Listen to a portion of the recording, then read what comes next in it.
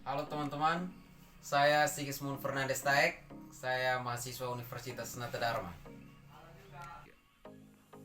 Saya akan membagikan kepada teman-teman hasil analisis saya terkait dengan indeks demokrasi dan juga indeks pemberdayaan gender di Provinsi NTT pada tahun 2018 hingga tahun 2022. Jadi selama kurang lebih 5 tahun, berikut data-data yang ada.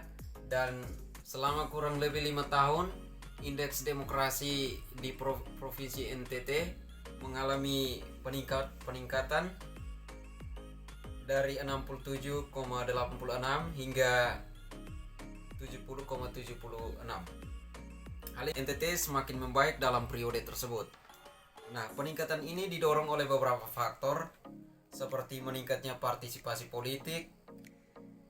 Oke teman-teman, kita bisa lihat datanya sebagai berikut. Kurang lebih selama 5 tahun terakhir ini di Provinsi NTT mengalami peningkatan yang cukup signifikan, yaitu dari segi indeks demokrasi. Dan hal ini menunjukkan bahwa performa indeks demokrasi di Indonesia cukup membaik.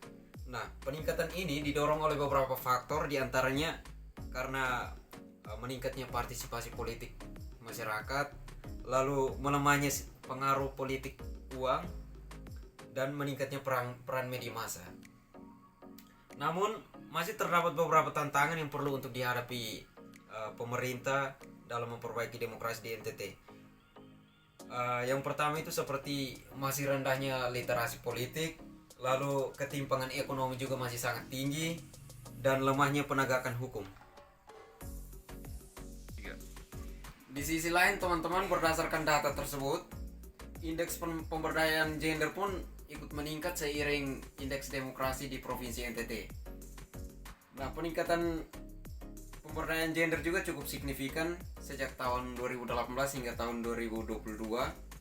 Peningkatan ini didorong oleh beberapa faktor seperti meningkatnya angka partisipasi perempuan dalam pendidikan dan juga angkatan kerja, serta meningkatnya peran perempuan dalam pengambilan keputusan. Pada pemilu legislatif tahun 2019, kuota perempuan yang seharusnya 30% di DPRD NTT belum terpenuhi, karena yang terpenuhi hanya 12 orang perempuan, atau dalam hal ini 18% saja dari 65 kursi yang berhasil menduduki kursi di DPRD NTT.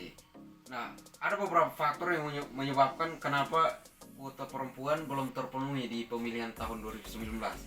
Nah, faktor-faktor tersebut antara lain adanya budaya patriarki yang masih sangat kuat di Provinsi NTT, lalu minimnya dukungan finansial bagi caleg perempuan, dan juga terdapat maraknya kekerasan politik terhadap perempuan.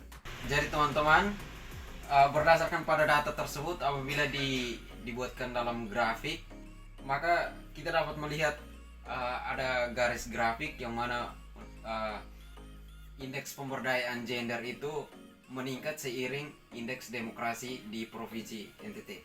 Artinya meningkatnya sistem demokrasi di Provinsi NTT itu berdampak juga pada indeks pemberdayaan gender di Kabupaten NTT. Nah, kesimpulannya, pemerintah dan masyarakat sipil serta media massa perlu untuk terus bekerja sama untuk meningkatkan literasi politik, mengatasi ketimpangan ekonomi, memperkuat penegakan hukum, menghapuskan kekerasan terhadap perempuan, mematahkan stereotip gender, dan meningkatkan akses perempuan terhadap layanan publik untuk mencapai kesetaraan gender dan memaksimalkan demokrasi yang berkualitas.